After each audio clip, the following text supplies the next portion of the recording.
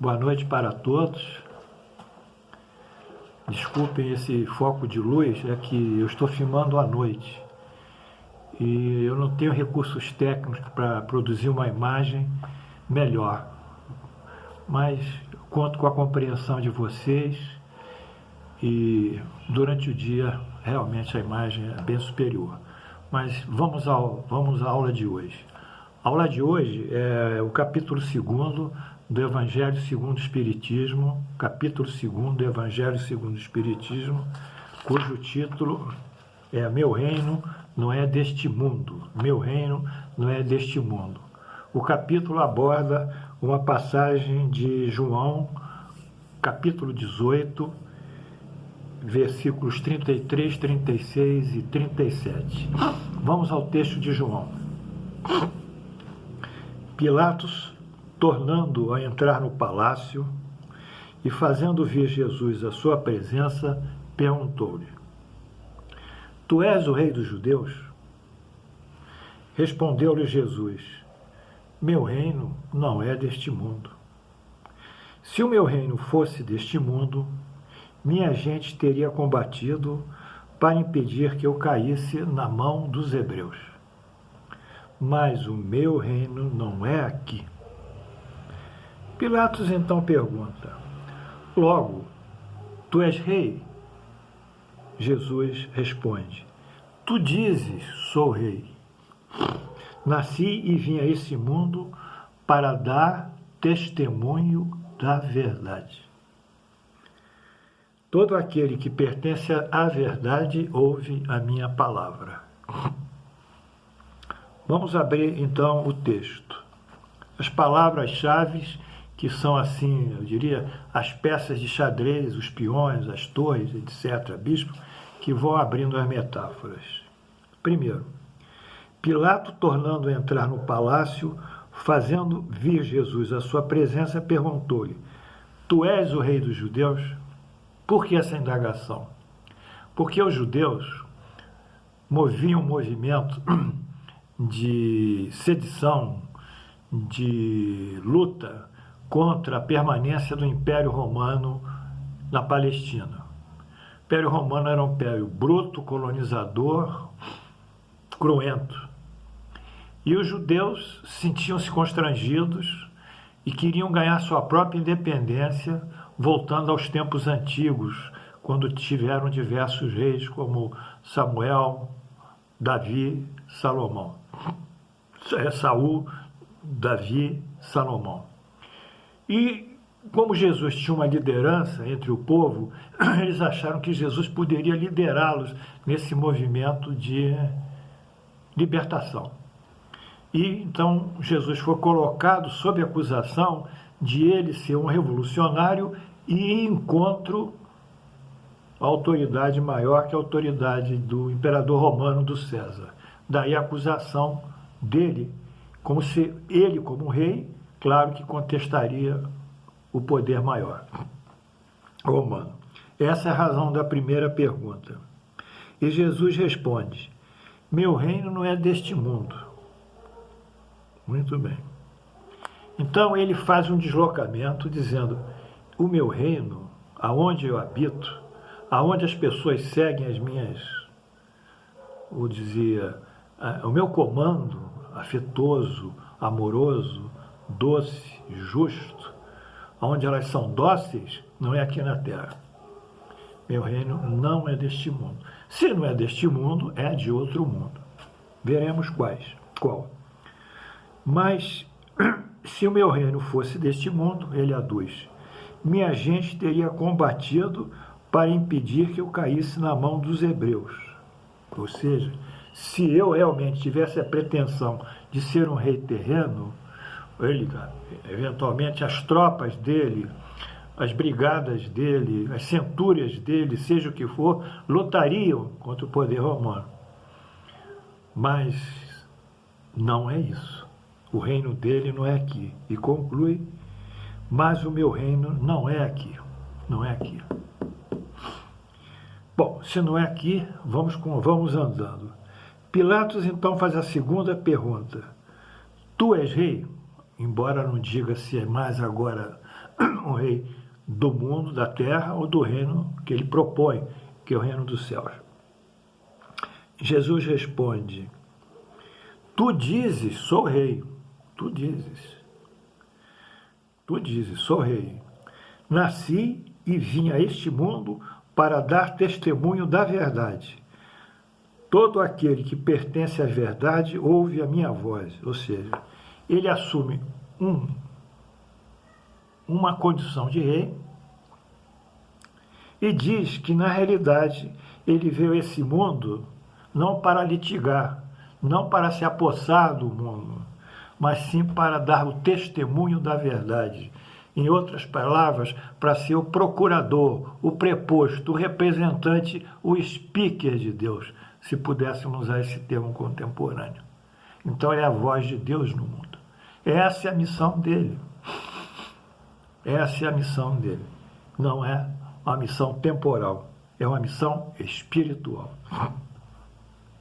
E diz: todo aquele que pertence à verdade ouve a minha voz. Ou seja, todo aquele que pertence, que está sensível à verdade maior que Jesus propõe, sugere, ele realmente vai entender isso e mais tarde vai praticar. Portanto, essa é a nossa abertura do ponto de hoje, e que segue, como Jesus segue, esse modelo de emissários divinos que, passo a passo, vão seguindo, de séculos em séculos, um caminho para produzir um processo mais evolutivo, moral e mais intelectual, e um progresso geral da humanidade. Ontem eu fiz a linha de tempo desses líderes religiosos, que podem ser Messias. Messias é uma palavra que vem do hebraico Messiá, ungido, pode ser ungido. Pode ser o Cristo, que vem do grego Christos, ungido. Messiá e Christos são têm a mesma significação.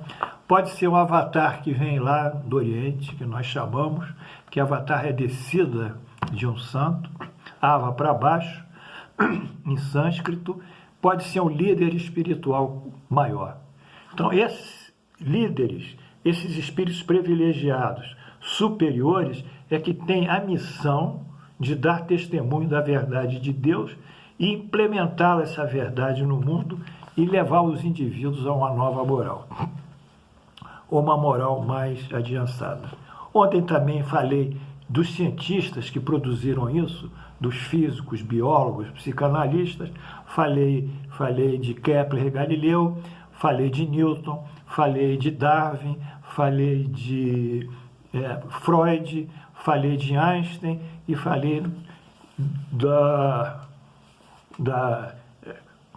física quântica, que são muitas manifestações que revolucionam o mundo.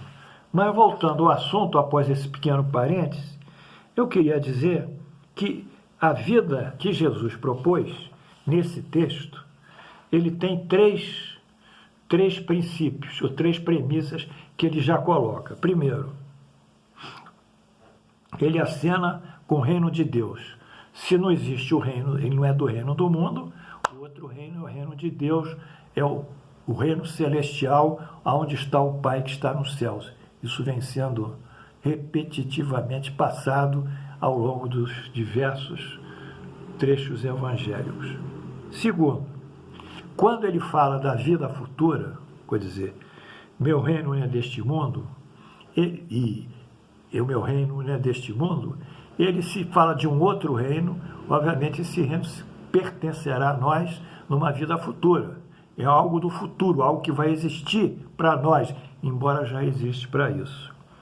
Essa vida futura que Jesus alude, ela já consta em boas passagens dos seus evangelhos. Por exemplo, nas bem-aventuranças. Bem-aventurados os aflitos, porque serão consolados. Bem-aventurados os misericordiosos, porque serão alvo da misericórdia. Bem-aventurados os mansos, porque herdarão a terra. Bem-aventurados os pacíficos, serão chamados de Deus. Bem-aventurados os sequiosos de justiça, porque serão fartos. Bem-aventurados os pobres de espíritos, porque deles é o reino dos céus.